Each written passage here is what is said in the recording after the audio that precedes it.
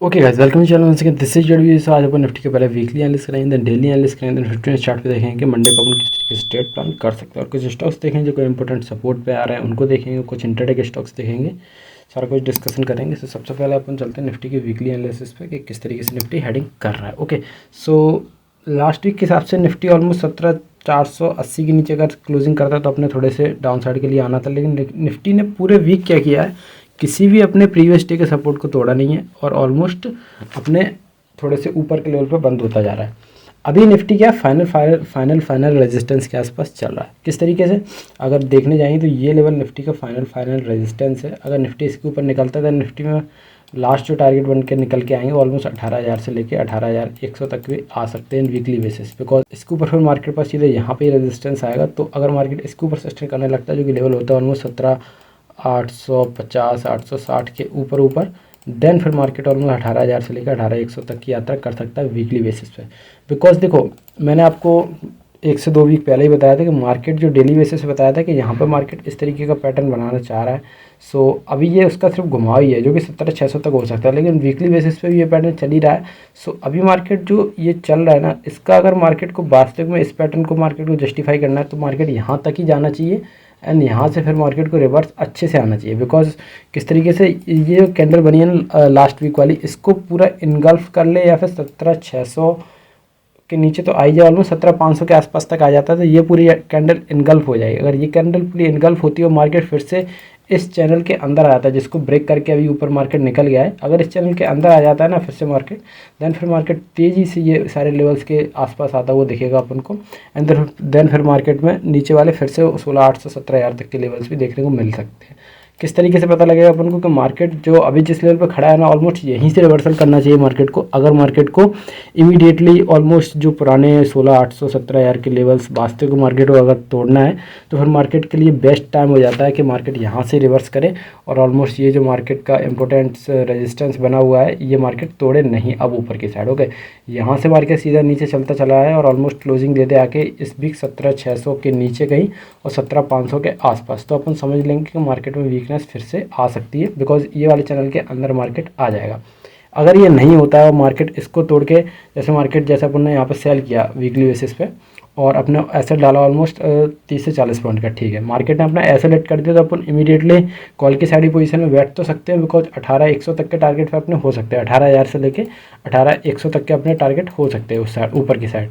Because यहाँ पे market को फिर सीधा रेजिस्टेंस 18,000 एक राउंड लेवल है वो वाला रेजिस्टेंस और इसके ऊपर फिर मार्केट यहाँ तक जा सकता है यहाँ। लेकिन फिर क्या होगा, फिर ये चैनल ये जो पैटर्न बना ये जस्टिफाई नहीं हो पाएगा बिकॉज 18,100 के बाद जब अब 18,100 के बाद फिर वहाँ से अपन को एक शॉर्टिंग अपॉर्चुनिटी मिल जाएगा 18,100 से, लेकिन फिर टारगेट क्या अपने यहाँ तक के ही रहेंगे हमेशा।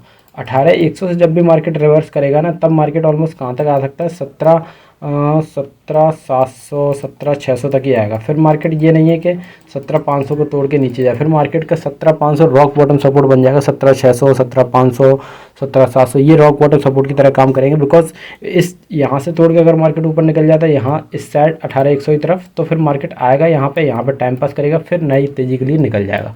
अगर मार्केट यहीं से रिवर्स आता है तो फिर ये जल्दी से मार्केट यहाँ पे आ जाएगा कहीं एक वीक यहाँ पे, फिर उसके नीचे फिर जल्दी नीचे आता जाएगा। तो अपन को पता लग जाएगा अगर नेक्स्ट वीक अगर मार्केट इस कैंडल को इनगल्फ करके नीचे क्लोजिंग दे देता है मतलब मार्केट में वीकनेस है। अगर मार्केट यहीं पे कहीं इस तरीके की कैंडल क्लोजिंग दे देता है डोजी टाइप या नीचे तो गया 17,600 500 के आसपास लेकिन क्लोजिंग थोड़ा सा ऊपर होती है क्या, तो अपन को मार्केट में थोड़ी सी पॉजिटिविटी देखनी पड़ेगी। तो इस तरीके से मार्केट में अपन को वीकली बेसिस पे देखना पड़ेगा बिकॉज अगर ये पैटर्न मार्केट को जस्टिफाई करना है देन मार्केट को यहीं से मार्केट को नीचे आना चाहिए। तो फिर मार्केट में आने वाले समय में अपन को नीचे के और भी लंबे टारगेट जो कि 16,800 के लेवल्स भी तोड़ते हुए दिख सकते हैं मार्केट के, वो अभी अपन को देखना पड़ेगा। नेक्स्ट वीक अपने लिए क्रूशियल होने वाला है। As a seller point of view market में ये वाले लेवल्स अगर मार्केट इस तरीके से इसको प्लान कर रहा है तो फिर मार्केट को इमीडिएटली नीचे आना चाहिए। अदरवाइज यहाँ पे इसको कैंडल को इनगल्फ करके अदरवाइज मार्केट अगर इस तरह की कोई कैंडल बनाता है नीचे तो आता है बिकॉज रिट्रेसमेंट तो हो सकता है 200-250 पॉइंट का, लेकिन क्लोजिंग इसके आसपास नहीं होती ऊपर हो जाती है कहीं जगह, तो फिर मार्केट में आने वाले समय में एक बड़ी तेज़ी भी आ सकती है जो कि मार्केट को ऑल टाइम हाई की तरफ भी ले जा सकती है। ओके, सो आई थिंक आपको वीकली बेसिस समझ में आया होगा कि मैं क्या कहना चाह रहा हूँ और किस तरीके से प्लान करना चाहिए मार्केट में। इमीडिएटली मार्केट रेजिस्टेंस पे खड़ा है अपन 30 से 40 पॉइंट का एसएल डाल के ट्रेड में जा सकते हैं फॉर द सेलिंग साइड। और टारगेट अपने होने चाहिए ऑलमोस्ट 17,600 तक के टारगेट अपने पहले होने चाहिए। और उसके नीचे अगर फिर मार्केट सस्टेन करता है तो मार्केट नेक्स्ट वीक पता लग जाए कि मार्केट और भी नीचे आ सकता है या नहीं। ओके, अगर मार्केट अपना एसएलेट कर देता है तो अपन इमीडिएटली अपन लॉन्ग की तरफ जा सकते हैं फॉर द टारगेट ऑफ 18,000 से लेके 18,100 और वहाँ से फिर से एक सेलिंग की अपॉर्चुनिटी मिल सकती है अपन को, जिसके टारगेट ऑलमोस्ट अपने 17,700 750 तक के होंगे। ओके, सो ये वीकली बेसिस डिस्कशन है जहाँ पर मार्केट एक रेजिस्टेंस पहुँच रहा है, तो देखते हैं किस तरीके से प्लान होगा। लेकिन फिलहाल के लिए मार्केट पॉजिटिव ही है, लेकिन रेजिस्टेंस है तो वहाँ पर अपन को थोड़ा बहुत फोकस करना चाहिए। ओके, अब मार्केट अगर अपन डेली बेसिस पे चलते हैं, लगातार मार्केट ऊपर की तरफ जा रहा है, सेम कहानी है, मार्केट रेजिस्टेंस के आसपास ही दिख रहा है अपन को, जो कि अपना वीकली बेसिस पे रेजिस्टेंस बन रहा है 17,850 के आसपास।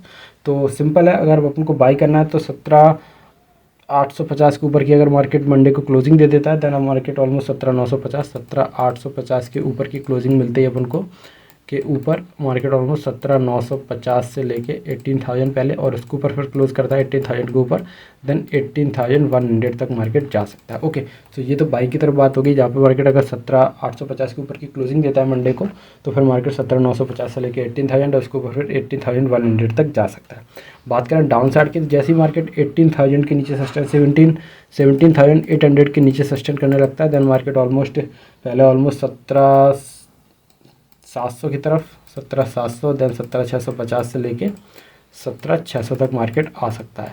इसके अलावा जो भी बात होगी फिर अपन नेक्स्ट डेली एनालिसिस में बात कर लेंगे। अभी के लिए मार्केट अगर 17,800 के नीचे सस्टेन करता है, देन ऑलमोस्ट 17,700 17,650 और 17,600 तक आ सकता है। ओके, यहाँ तक मार्केट कभी भी रिटेस्ट करने आ सकता है, तो ये कोई बड़ी बात होती नहीं है मार्केट के लिए। ओके, अभी अपन डायरेक्टली चलते हैं 15 मिनट चार्ट पे, जिस तरीके से मंडे को अपन ट्रेड प्लान कर सकते हैं। ओके, सो 15 मिनट चार्ट पे अगर अपन चलेंगे तो मार्केट ऑलमोस्ट अगर देखने जाए तो अपन गुरुवार को ही मार्केट को गिरना चाहिए था, बिकॉज आईटी डाउन था और आईटी काफ़ी ज़्यादा फैक्टर कर सकता है। अगर आज एचडीएफसी बैंक के रिजल्ट है अगर वो थोड़े से वीक आते हैं तो आईटी तो ऑलरेडी वीक दिख रहा है अपन को, और अगर थोड़े से एचडीएफसी बैंक के बिलो एक्सपेक्टेशन या एक्सपेक्टेशन के सिर्फ हिसाब से आ जाते हैं और ज़्यादा अच्छे रिजल्ट से या बहुत ज़्यादा बीटिंग नहीं करता है, आउट परफॉर्मेंस नहीं होता है, तो थोड़ा सा वो भी गिर सकता है, बिकॉज ऑलरेडी थोड़े से स्टॉक्स भाग ही चुके हैं, तो थोड़ा सा उनमें करेक्शन आ सकता है।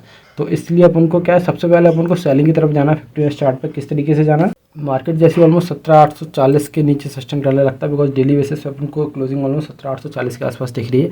17,840 के आसपास के नीचे जैसे मार्केट सस्टेन करता है 17,840 के नीचे, देन मार्केट ऑलमोस्ट अगर फ्लैट खोल के नीचे आता है तो फिर 17,840 के नीचे फिर जैसे अपन को दिखता है, देन 17,800 पहले, और देन फिर 17,770 17,770 से लेके 17,730 तक मार्केट इमीडिएटली आ सकता है। ओके, तो ये टारगेट मार्केट के लिए इमीडिएटली बन सकते हैं 17,840 के नीचे 17,800 17,770 17,730 और 17,730 से लेके 17,700 तक के लेवल्स मार्केट में इमीडिएटली देखने को मिल सकते हैं।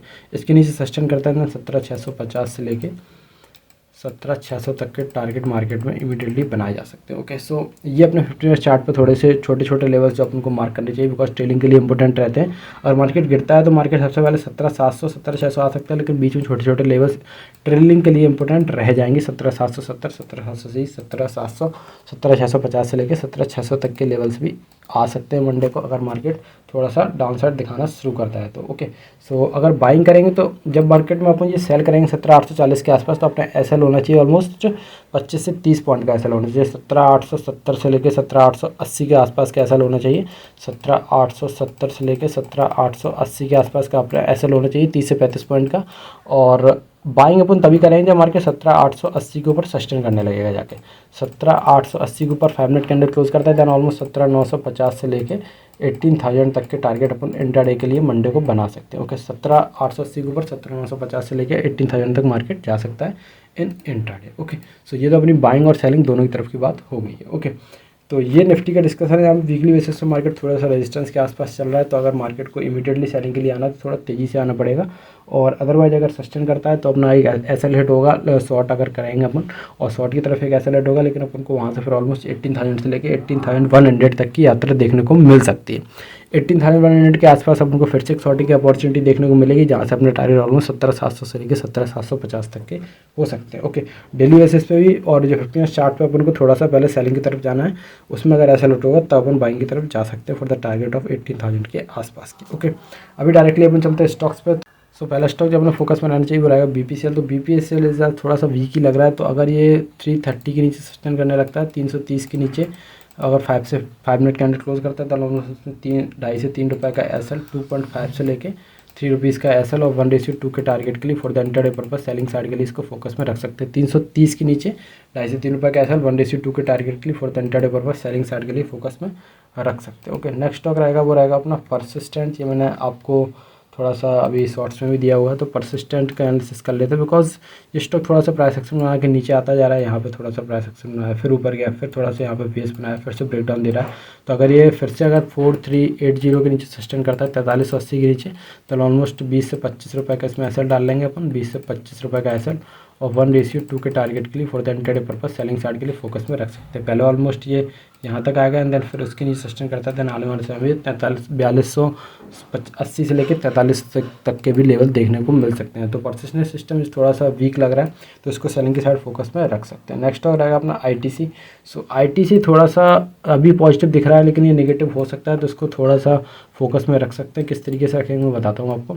अगर ये कभी भी ये 393.50 से लेके 393.50 से लेके 393.50 से लेके 393 के नीचे 5 से 50 मिनट सस्टेन करता है, देन ऑलमोस्ट इसमें 3 रुपये तक का एसएल, 3 रुपीज़ तक का एसएल और 1:2 के टारगेट के लिए for the intraday purpose selling side के लिए फोकस में रख सकते हैं। Okay, so ITC is looking अभी के लिए ठीक दिख रहा है, लेकिन अगर यहाँ से इसमें सेलिंग आती है तो थोड़ा सा इंटेंसिफाई हो सकती है, जिसमें अपन को टारगेट ऑलमोस्ट 1:2 के मिल सकते हैं with the SL of 3 rupees. Okay, so ये थोड़ा सा अपन को वीक हो सकता है आने वाले समय में, तो इसको फोकस में रख सकते हैं। और नेक्स्ट स्टॉक रहेगा जो अपना बाइंग की साइड रहेगा वो रहेगा अपना चोलामंडलम। तो Cholamandalam is looking good for buying side, तो इसको फोकस में डाल लेते हैं। सो किस तरीके से रहेगा, देखो ये यहाँ पे इसने अच्छे से ब्रेकआउट दिया। मैंने पहली बार आपको ऑलमोस्ट 730 के आसपास इस स्टॉक को फोकस में डाला था और बोला भी था जिस दिन ये 800 के आसपास क्रॉस करेगा देन इसमें एक अच्छा मोमेंटम आएगा। 800 के आसपास इसमें बहुत ही अच्छा मोमेंटम आया। अभी गिर रहा है धीरे धीरे, लेकिन धीरे धीरे गिर रहा है, वॉल्यूम्स का काउंट थोड़ा सा लो है, तो इसमें कभी भी मोमेंटम अप साइड की तरफ आ सकता है। तो 827 के ऊपर अगर सस्टेन करने लगता है 827 के ऊपर, देन उनमें ऑलमोस्ट 7 से 8 रुपये का ऐसा ऑलमोस्ट 10 रुपीज़ तक का एसएल मैक्सिमम और 1:2 के टारगेट के लिए for the intraday purpose buying side के लिए फोकस में रख सकते हैं। 827 के ऊपर 7 से 8 से लेकर 10 रुपये तक का एसएल और 1:2 के टारगेट के लिए for the intraday purpose buying side के लिए फोकस में रख सकते हैं। आने वाले समय में ये 840 से लेकर 850 तक जा सकता है। तो Cholamandalam investment is looking good for buying. Next stock रहेगा, ये भी मैंने आपको एक दो दिन पहले नहीं ऑलमोस्ट 4 दिन पहले दिया था। वहाँ पे उसने अगले दिन ही ऑलमोस्ट 5 से 6% का मूव दिया था आरती टेक्स ने। मैंने ऑलमोस्ट इसको आपको यहाँ पे ये वाली कैंडल जब बनी थी इसके बाद दिया था और नेक्स्ट डे इसमें 5-6% का मूव आया, फिर इसने रीटेस्ट किया, फिर निकल रहा है।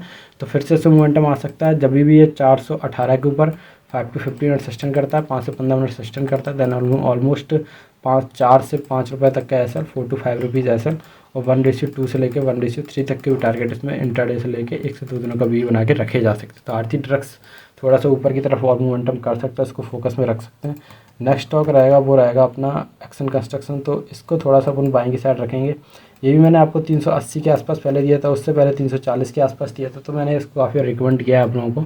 सो अभी ये फोकस में रह सकता है, लेकिन किस तरीके से, या तो ये अपन को 395 के आसपास मिल जाए, 395 से लेकर 390 के आसपास मिल जाए, तब इसको फोकस कर सकते हैं। अदरवाइज़ ये ऑलमोस्ट 406 से लेके 406 के ऊपर सस्टेन करने लगता है 5 से 15 मिनट, 5 to 50 मिनट 406 के ऊपर सस्टेन करता है, देन इसको फोकस में रख सकते हैं with the SL of almost 4 से 5 रुपये का एसएल और 1:2 से लेकर 1:3 तक के टारगेट इसमें बनाए जा सकते हैं for the buying side. Okay, 1 से 2 दिनों का व्यू है, इंट्राडे का व्यू बना के 406 के ऊपर सस्टेन करता है तब फोकस में रख सकते हैं। अदरवाइज 395 के आसपास मिलता है तब भी फोकस में रख सकते हैं। Action construction is looking good for buying side because गिर रहा है, लेकिन वॉल्यूम्स का अकाउंट थोड़ा सा कम ही आ रहा है। So okay, so next stock रहेगा वो रहेगा अपना SBI कार्ड्स। ये भी थोड़ा सा बाइंग की तरफ फोकस कर सकते हैं इसको।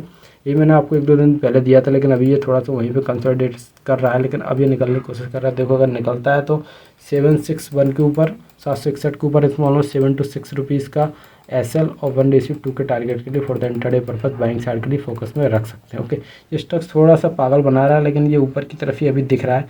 अगर ये सस्टेन करता है देन ऑलमोस्ट इसमें एक अच्छा मोमेंटम बाइंग साइड आ सकता है। 760 761 के ऊपर 7 रुपये का एसएल 1:2 के टारगेट के लिए for the intraday purpose buying side के लिए फोकस में रख सकते हैं। ओके, नेक्स्ट स्टॉक रहेगा IRCTC। IRCTC इज़ लाइक ये थोड़ा सा नीचे से रिबाउंड करने की कोशिश कर रहा है, लेकिन अगर मार्केट का मूड माहौल बिगड़ता है थोड़ा सा ये वीक हो सकता है, लेकिन अभी के लिए एक नीचे स्टैंड लाइन जा रही है, ऊपर एक इस तरीके से इसमें एक लाइन चल रही है। तो अगर इसके ऊपर सस्टेन करता है, अगर नीचे आता है तो इसको छोड़ देंगे, लेकिन अगर इसके ऊपर सस्टेन करता है देन ऑलमोस्ट इसमें मोमेंटम फिर से आ सकता है। तो 594 के ऊपर 594 के ऊपर एक सस्टेन करता है देन ऑलमोस्ट इसमें ऑलमोस्ट 5 to 6 रुपीज़ का एसएल, 5 to 6 रुपीज़ का एसएल 1:2 के टारगेट के लिए, 1:2 के टारगेट के लिए for the intraday purpose buying side के लिए फोकस में रख सकते हैं। 594 595 के ऊपर सस्टेन करता है देन ऑलमोस्ट इसमें मोमेंटम आ सकता है फॉर द बाइंग साइड। अगर मार्केट सही रहता है ये स्टॉक भी फोकस में रह सकता है for the buying side. Okay, so IRCTC is looking good और नीचे से रिबाउंड करने की कोशिश कर रहा है। अगर 594 595 सस्टेन करता है देन 5 से 6 रुपये का एसएल 1:2 के target for the intraday purpose buying side के लिए फोकस में रख सकते हैं। Okay, so that's it today. जहाँ पर निफ्टी थोड़ा सा रेजिस्टेंस के आसपास दिख रहा है, जहाँ से ऑलमोस्ट 150 से 200 पॉइंट्स का करेक्शन कभी भी आ सकता है। अगर नहीं आता है और मार्केट फिर से अपना एक एसएल खाता है सेलिंग की तरफ, दैट फिर ऑलमोस्ट अपन को 18,000 से लेकर 18,100 के आसपास तक के टारगेट देखने को मिल सकते हैं। 18,100 के आसपास मार्केट फिर से एक सेलिंग का प्रेशर देखने को मिल सकता है, जो कि मार्केट को 17,700 से लेकर 17,750 तक उसके बाद ला सकता है। Okay, so that's it today. अगर वीडियो अच्छा लगा तो वीडियो को लाइक करें, चैनल सब्सक्राइब करें। मिलते हैं नेक्स्ट तक के लिए, बाय, सी यू।